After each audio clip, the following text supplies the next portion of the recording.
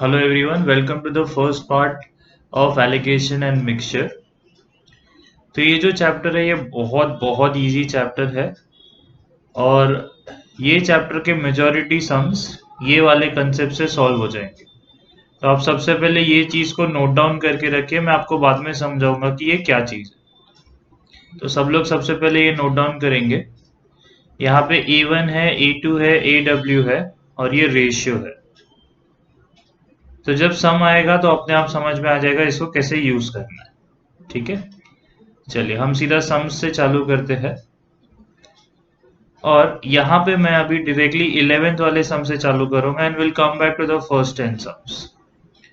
सो यहाँ पे पूछा है in what ratio must a grocer mix two varieties of pulses costing 50 and 20 kg per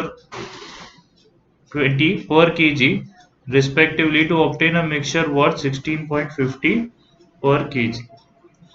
तो यहाँ पे कैसा है देखिए, जैसे वो जो टेबल आपने लिखा है ये ऐसा है, A1 है, A2 है, यहाँ पे AW है, यहाँ पे लिखा है AW माइनस A1 और यहाँ पे लिखा है A2 माइनस AW और यहाँ पे है N1 और यहाँ पे है N2। तो आपको हमेशा याद रखना है कि जो लोअर वाला है वो A1 बनता है और जो हायर वाला वैल्यू है वो A2 बनता है। यहाँ पे एवरेज है, ये चीज का सब्ट्रैक्शन यहाँ पे और ये चीज का सब्ट्रैक्शन यहाँ पे, और जहां पे A1 है उसके नीचे N1 आएगा, जहां पे A2 है उसके नीचे N2। तो ये वाले सम में अगर मैं ये लॉजिक लगाऊं तो जो कम वाला है वो 15 रुपीज का है, जो ज्यादा वाला है वो 20 रुपीज का है और एवरेज आपको दिया है 16.5।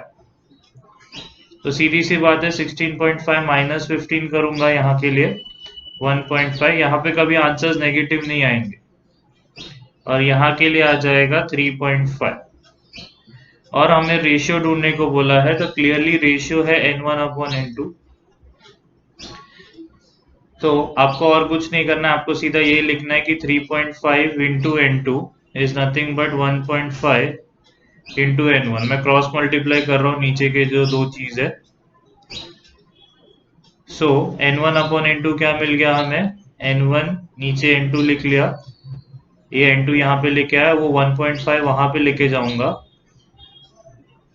एक तो दोनों में पॉइंट के बाद एक नंबर है, मतलब इसे 35 अपॉन 15 के जैसा ट्रीट किया जा सकता है और दोनों 5 के टेबल में जा रहे हैं 7 और 3। तो हमारा आंसर है 7:3। इसका मतलब 11 का आंसर डी है 7:3।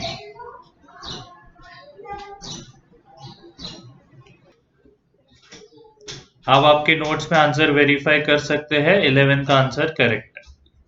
तो आई होप आपको ये सिंपल टेक्निक समझ में आया है। आप हर बार सम के बाद चाहिए तो वीडियो को पॉज करें और उसका सॉल्यूशन कॉपी कर लें।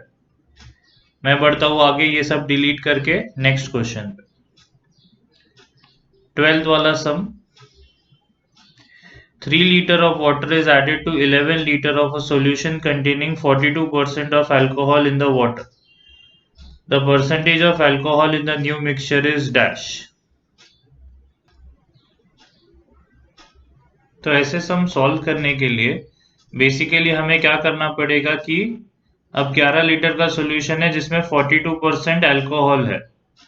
तो पहले तो हम निकाल लेते हैं कि 11 लीटर जो सॉल्यूशन था उसमें अल्कोहल कितना था।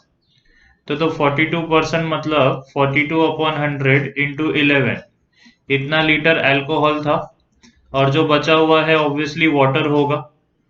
तो पहले तो ये ढूंढ लेते हैं, ये मिलेगा 42 इंटू 11 करेंगे तो 420 प्लस 42 विच इज 462 अपॉन 100। तो हम बोल सकते हैं कि 4.62 लीटर 11 लीटर में से अल्कोहल है। अब percentage of alcohol in the new mixture, अब जो नया मिक्सचर है वो टोटल 14 लीटर का होगा, करेक्ट, क्योंकि पहले 11 लीटर था सॉल्यूशन और इसमें 3 लीटर पानी डाल दिया।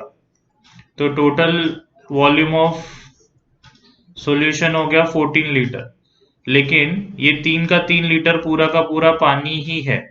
तो इसका मतलब अल्कोहल तो बढ़ा नहीं उसमें, अल्कोहल 4.62 ही रहेगा। तो अब ये कितना परसेंटेज हो गया, तो 4.62 लीटर अपॉन 14 लीटर, करेक्ट, क्योंकि अब टोटल 14 है, इनटू 100, इतना परसेंटेज अल्कोहल है।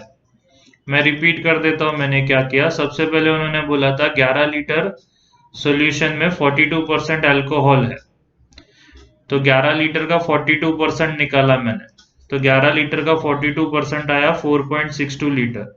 इसका मतलब जो ओरिजिनल सॉल्यूशन था 11 लीटर का, उसमें इतना अल्कोहल था।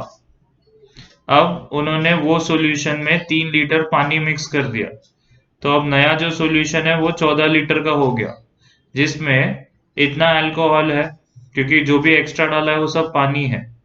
तो 4.62 14 लीटर में कितना परसेंटेज होता है, कैसे निकालते हैं, 4.62 अपॉन 14 इंटू 100। इसको आप सॉल्व करेंगे तो आपको परसेंटेज मिल जाएगा। जैसे करके देखेंगे तो 14 वन जा, और ये अगर पॉइंट को थोड़ी देर के लिए भूल जाए, क्योंकि 4.62 इंटू 100 462 होता है, तो मान लीजिए इधर 462 है, तो 14 थ्रीजा होता है 42, और 4 बचेगा वापस 42 तो 3, इसका मतलब इसके अंदर 33% अल्कोहल है, अब जो नया सॉल्यूशन है उसमें। तो 12th का आंसर है डी, 33%। आप चेक कर सकते हैं 12th का डी आंसर, तो 12th का आंसर डी है। आगे बढ़ते हैं नेक्स्ट सम 13 सम पे, चाहिए तो आप इसे कॉपी कर सकते हैं। 13. A merchant has 1000 kg of sugar, part of which he sells at 8% profit and the rest at 18% profit. He gains 14% on the whole. The quantity sold at 18% profit is dash. तो इस बार वो वाला type का सम ही है जहां पे हम ऐसा A1 A2 लिखेंगे। तो कंसेप्ट क्या था, A1 A2, बीच में था AW, यहाँ पे लिखते थे A2 माइनस AW, और यहाँ पे लिखेंगे AW माइनस A1, और नीचे लिखेंगे N1 अपॉन N2। अब इस बार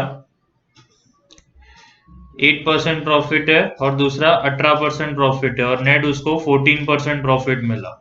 तो A1 के जगह पे मैं ले लूंगा 8, A2 के जगह पे ले लेंगे 18, और जो नेट मतलब एवरेज, तो 14 माइनस 8 यहाँ पे लिख लिया 6, और 18 माइनस 14 यहाँ पे लिख लिया 4, और ये हो गया N1, ये हो गया N2। तो इसका मतलब 4N2 is equal to 6N1। तो इसका मतलब N1 अपॉन N2 हो गया 4 अपॉन 6, जिसका मतलब इस N1 अपॉन N2 है 2 अपॉन 3। लेकिन इस बार हमें रेशियो नहीं पूछा है, क्वेश्चन थोड़ा घुमा के पूछा है 18% प्रॉफिट पे कितना क्वांटिटी सेल किया। तो अब इसको ध्यान से देखिए, N1 अपॉन N2 2 अपॉन 3 मिला है, तो टोटल कितने पार्ट्स में डिवाइडेड है, ये 5 पार्ट्स में।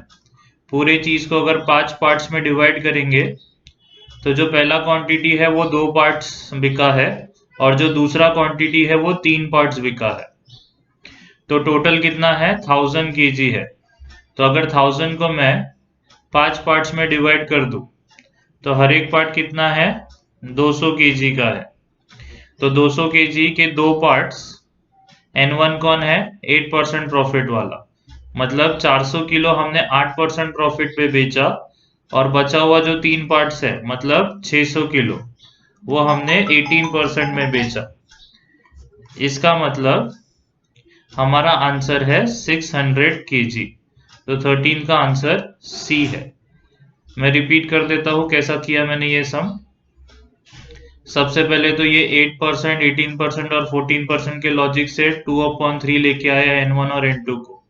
अब इस बार हमें रेशियो नहीं पूछा था, कुछ और पूछा था, तो जितना भी टोटल है उसे ये 2 + 3 किया, इसलिए 5 पार्ट्स में डिवाइड कर दिया, और 5 पार्ट्स में डिवाइड कर दिया तो हर पार्ट 200 किलो का है, तो ये 2 पार्ट्स 400 किलो के और वो 3 पार्ट्स 600 किलो के, और हमें कौन सा पूछा है, 18% वाला, इसलिए हमारा आंसर है 600 kg।